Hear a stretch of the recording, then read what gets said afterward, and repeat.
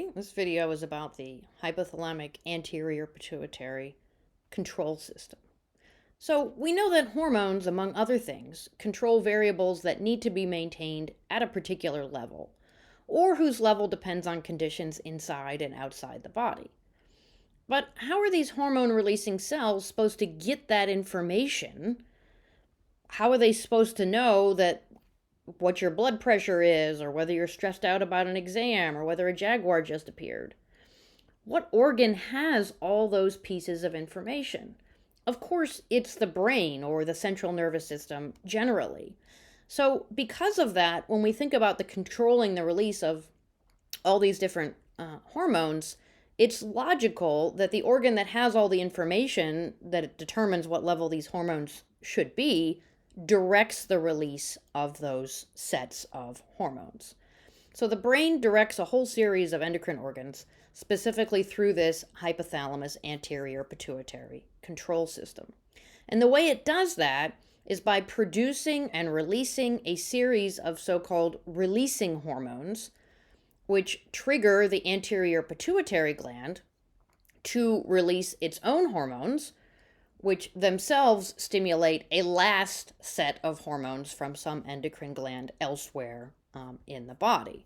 So, for example, we see that the mammary glands, the musculoskeletal system, the thyroid gland, the adrenal cortex, and the gonads are all target organs of these hypothalamic anterior pituitary systems as a whole.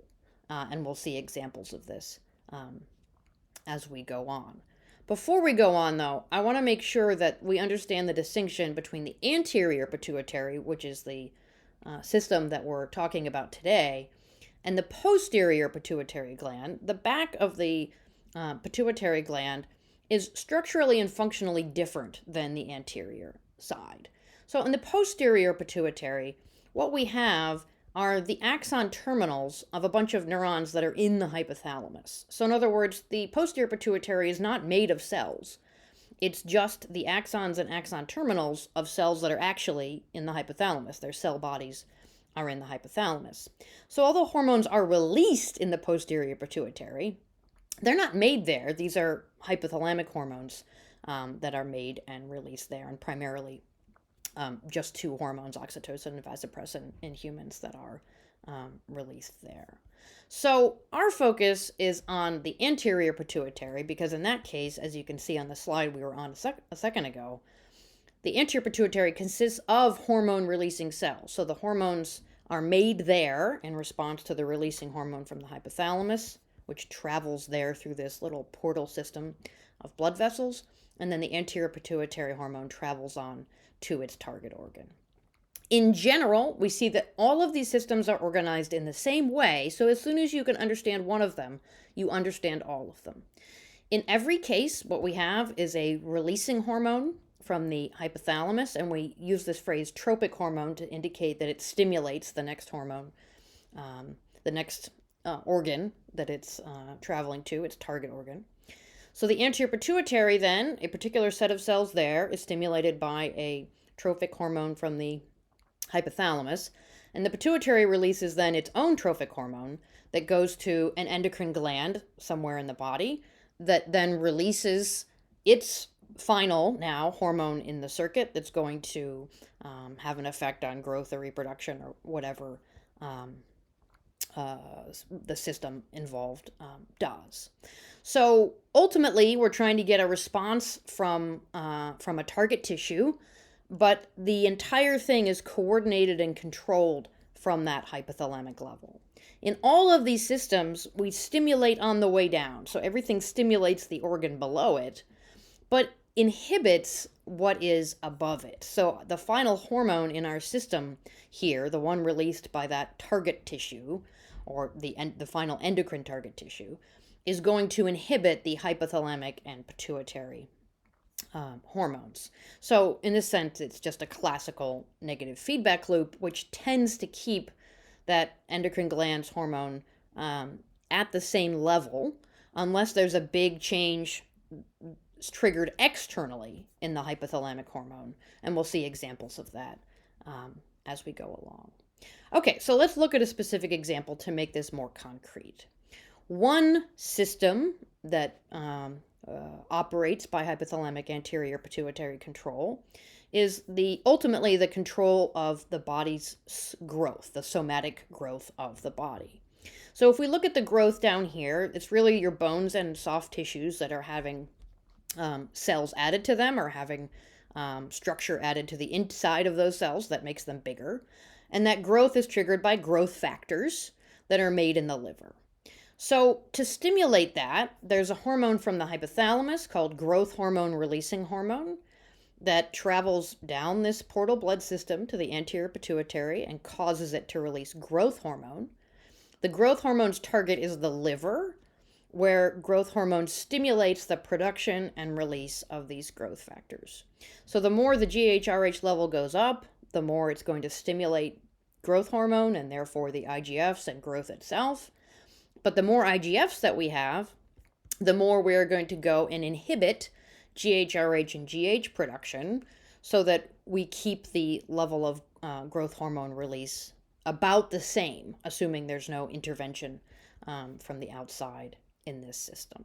So let's try an example. If you pause the video and decide, what do you think would happen in a person who perhaps wasn't growing as much as expected for their, based on the height of their parents or their predictions for their height? So children are sometimes treated with growth hormone in these situations. So if you have a child who's injected with growth hormone, what's going to happen to these three hormones in that system?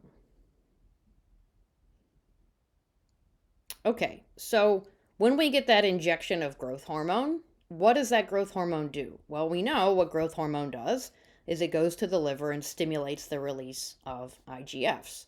So if we look at our options here, we know that the IGF release has to go up because the growth hormone that comes in from the outside is stimulating it.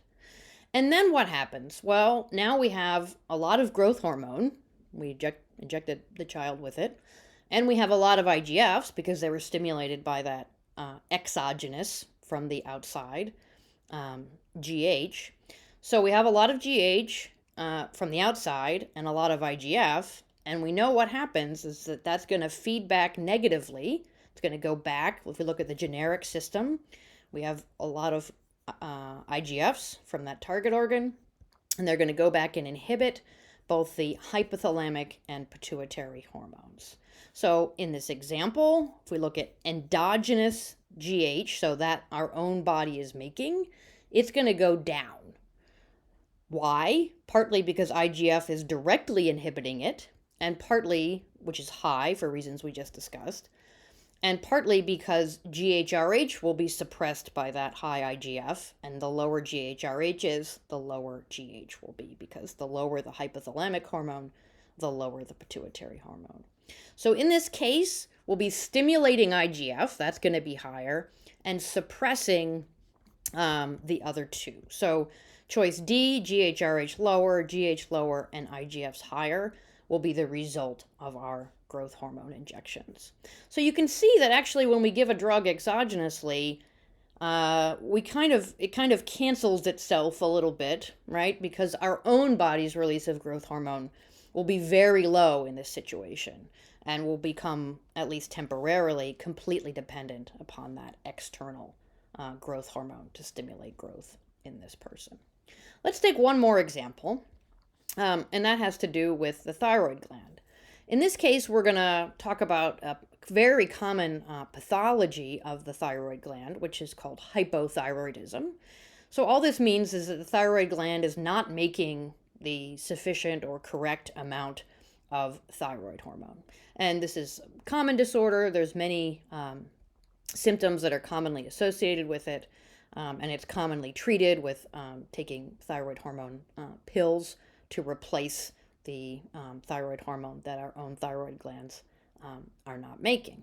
When we look at this system, we see that it's set up exactly the same as the system that we just looked at with growth hormone. So we have the thyroid gland making some thyroid hormones. That is stimulated by thyroid stimulating hormone. So a hormone from the anterior pituitary gland that's going to go to the thyroid gland and essentially tell it to make thyroid hormone. And TSH is itself stimulated by the hypothalamic hormone, thyroid releasing hormone. So normally, TRH stimulates the production of TSH, stimulates the production of thyroid hormone, and the more thyroid hormone you have, that's going to feed back negatively on the hypothalamus and the pituitary, so their levels of TRH and TSH go down. Now, when you have a case where a person is not making enough thyroid hormone, something's wrong in this system, right? But we don't immediately know what it is. It could be that the thyroid gland itself is unable to respond to TSH, something's broken there. Or it could be that not enough TSH is being made in response to TRH, or that not a large enough TRH signal for some reason is being sent. So clinically, we might want to figure this out. We might want to say, well, let's measure each one of these hormones and see where does it look like the problem is originating. Do we have primary hypothyroidism, meaning the problem is at the thyroid gland itself, secondary, meaning the problem is one level away, or tertiary, meaning that the problem is 2 levels away in the hypothalamus. So again, I encourage you to pause the video, look at the levels of normal thyroid hormone, thyroid stimulating hormone, and thyroid releasing hormone, and consider where does it look like something is off here? Where does it look like we have a problem? And can you explain the levels of the other 2 hormones in our subject or patient here? Okay, so when we look at the levels of thyroid hormone, thyroid stimulating hormone, and thyroid releasing hormone in our patient, we see that the thyroid hormone level is low. That is the disease that she has, is this hypothyroidism. Her thyroid hormone level is too low. That should be causing the thyroid releasing hormone level to go up because there's a lack of negative feedback. There's not much thyroid hormone being made by the thyroid gland. So we would expect this number to be higher than normal, and it is, right? So normally we would expect 32 to 40 picograms per milliliter of thyroid releasing hormone, and we have a lot. So that part of the system seems to be working. Then we would further expect that if there's a lot of TRH, high TRH should cause high thyroid stimulating hormone from the anterior pituitary, because TRH causes the release of thyroid stimulating hormone from the pituitary. But when we look at the levels there, we see that although the normal level is 0.5 to 0.6 in a person who doesn't have hypothyroidism, that we actually have less than that in our patient, even though we would expect it to actually be higher than normal. So when we look at this patient, we see that there seems to be some sort of difficulty at the level of the anterior pituitary gland. Something wrong with the thyroid stimulating hormone releasing cells, perhaps. They've become damaged, undergone apoptosis, something's happened to them to destroy them. So we can conclude that the problem must be at the level of the anterior pituitary gland, which is called secondary hypothyroidism. Okay, so there's just a couple examples of how these systems work. Broadly speaking, the way you want to think about them are stimulatory on the way down, inhibitory on the way back, or up if you prefer. This is a standard negative feedback loop setup that allows a hormone to be kept in a certain normal range, but also to respond to changes that might occur either through medical treatment or simple normal sensory information coming into the brain. All right, if you have some questions, let me know.